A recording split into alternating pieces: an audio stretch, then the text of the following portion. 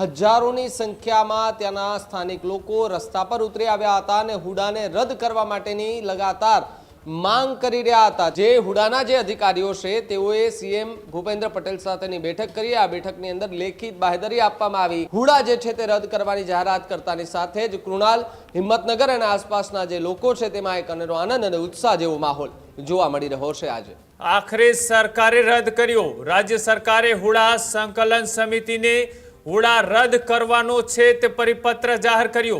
108 દિવસ સુધી 11 ગામના લોકોએ હુડાનો કર્યો હતો વિરોધ। હજુ સુધી તમે અમારી ચેનલને સબસ્ક્રાઇબ નથી કરી તો અત્યારે જ ન્યૂઝરૂમ ગુજરાતને સબસ્ક્રાઇબ કરો, ફેસબુક અને ઇન્સ્ટાગ્રામ પર ફોલો કરો।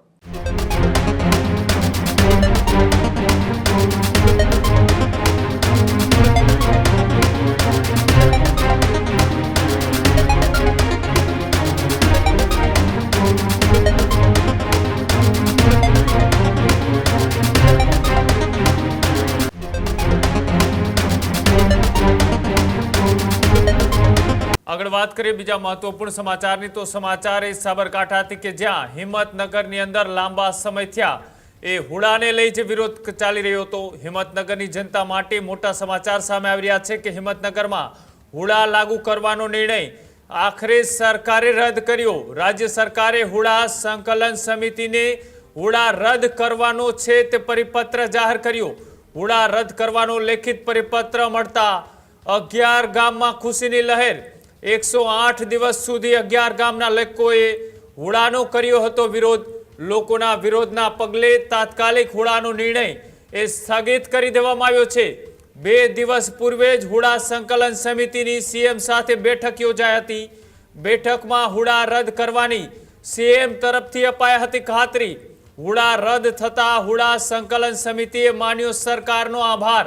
લાંબા સમયથી આ જે 11 ગામના લોકો છે તે વિરોધ કરી રહ્યા હતા, કારણ કે હુડા લાગુ થાય તો ત્યાં આસપાસના જમીનો હોય કે પછી ડેવલપમેન્ટની વાત હોય, આ તમામ જગ્યાએ 11 ગામના લોકો એ સંકલનમાં આવે અને તેનો ખાસ કરીને વિરોધ કરવામાં આવતો હતો।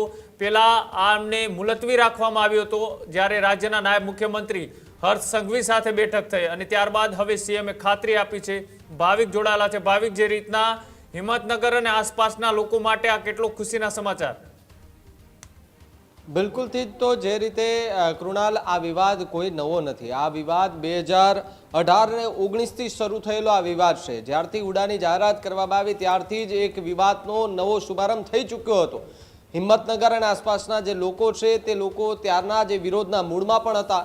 તાજેતરમાં જ અમારા 2-3 મહિના પહેલા જોયું, ચૂંટણી પહેલા પણ એ જ પ્રકારના દ્રશ્યો સામે આવ્યા હતા કે હજારોની સંખ્યામાં ત્યાંના સ્થાનિક લોકો રસ્તા પર ઉતરી આવ્યા હતા અને હુડાને રદ કરવા માટેની લગાતાર માંગ કરી રહ્યા હતા। ત્યારે આખો વિવાદ શું હતો એ જો આપણે સમજવાના પ્રયાસ કરીએ તો શરૂઆતનો સમય લગભગ 2018થી લઈને 19નો આસપાસનો મનાઈ રહ્યો છે। ત્યારે હુડા દ્વારા નવા રહેણાંક અને કોમર્શિયલ પ્લોટિંગ પ્રોજેક્ટની જાહેરાત કર્યા બાદ જે જમીન હતી એ જમીન ફાળવણી અને જે લેઆઉટ છે તેની મંજૂરી લઈને પ્રથમ વખત સ્થાનિક સ્તરે સવાલો ત્યારથી જ ઉઠ્યા હતા। એટલે કે જમીનનું લેઆઉટ જ્યારથી બહાર પાડવામાં આવ્યું ત્યારથી ત્યાંના સ્થાનિક લોકોએ વિરોધ કરવાનું શરૂ કરી દીધું હતું। જો કે વિરોધ દરમિયાન ખૂબ ઓછું સમર્થન મળી રહ્યું હતું, પરંતુ જેમ જેમ લોકોને સમજ પડી કે અહીંયા આપણું જ બધું ખરાબ થતું જશે અને આપણું જ બધું અહીંયા જે આપણું ભેગું કરેલી જે વસ્તુ છે એ આપણા હાથમાં નહીં રહે અને જો હુડા લાગુ થઈ જશે તો આપણે ખૂબ મોટી મુશ્કેલીમાં મુકાઈ જશું, તેવી સ્થિતિનું એક નિર્માણ જે છે તે સ્થાનિક લોકોમાં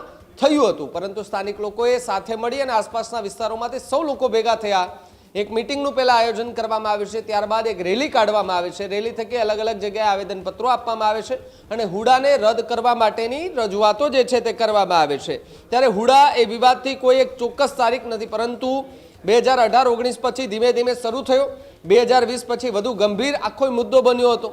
સમયાંતરે ફરી એકવાર આની ઉપર ચર્ચા થતી જોવા મળતી હતી। ત્યારે આજરોજ જે હુડાના જે અધિકારીઓ છે તેઓએ સીએમ ભૂપેન્દ્ર પટેલ સાથેની બેઠક કરી। આ બેઠકની અંદર લેખિત બાહેધરી આપવામાં આવી અને આ બાહેધરીમાં હુડા રદ કરવાની ખાતરી આપવામાં આવી છે। આ ખાતરી આપતાની સાથે જ હિંમતનગર અને આસપાસના જે લોકો છે તેમાં એક હર્ષ અને ઉલ્લાસની લાગણી જોવા મળી, ખુશીની લાગણી જોવા મળી કે એ લોકોએ એવું કહેતા હતા કે આપણે જે 2017, 18, 19, 20 થી લઈને આજ 26 સુધી આટલા સમય સુધી આપણે જે લડત લડી છે એ લડતની આજે જીત મળી છે અને જો આપણે વચ્ચે ક્યાંય અટકાઈ ગયા હોત તો આપણે આ જીત કદાચ ન મળી શકત અને હુડા ત્યાં લાગુ થઈ જાત, પરંતુ આટલી મહેનત કર્યા પછી જે રદ થયું છે હુડા, એ રદ થતાની સાથે જ હિંમતનગર અને આસપાસના લોકોમાં પણ એક અનેરો આનંદ જે છે તે જોવા મળી રહ્યો છે। ત્યારે જો વિગતે વાત કરીએ તો ટૂંકમાં કહીએ તો એ હુડા વિવાદ જે છે તે શહેરી વિકાસ અને પ્લોટ ફાળવણીમાં પારદર્શિતા એટલે કે અલગ અલગ જે મુદ્દા હતા એમને તમને વાત કરી દઉં પહેલા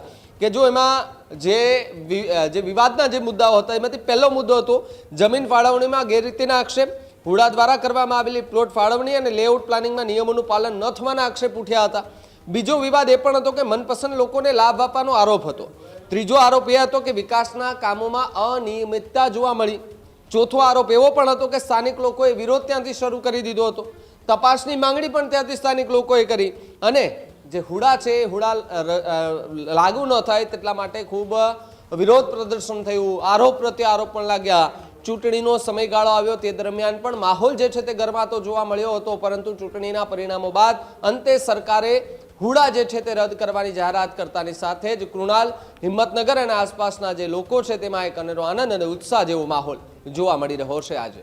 જી બિલકુલ, આભાર જોડાવા બદલ, માહિતી આપવા બદલ। તો જે રીતના અલગ અલગ શહેરોને ડેવલપ કરવા માટે સરકાર આ રીતના અલગ અલગ યોજનાઓ લાગુ પડતી હોય છે, એ જ રીતના સાબરકાંઠાની અંદર હુડા જે છે તે લાગુ કરવાને લઈ 11 ગામનો એ વિરોધ બાદ અંતે હવે સરકાર તેની સામે ઝૂકી છે, એટલે કે સરકારે એ પરિપત્ર રદ કર્યો છે અને તેને જ લઈ 11 ગામના ખેડૂતો હોય કે સ્થાનિક લોકો હોય એ તમામમાં અત્યારે ક્યાંક ને ક્યાંક એક ખુશીનો માહોલ છે તે જોવા મળી રહ્યો છે।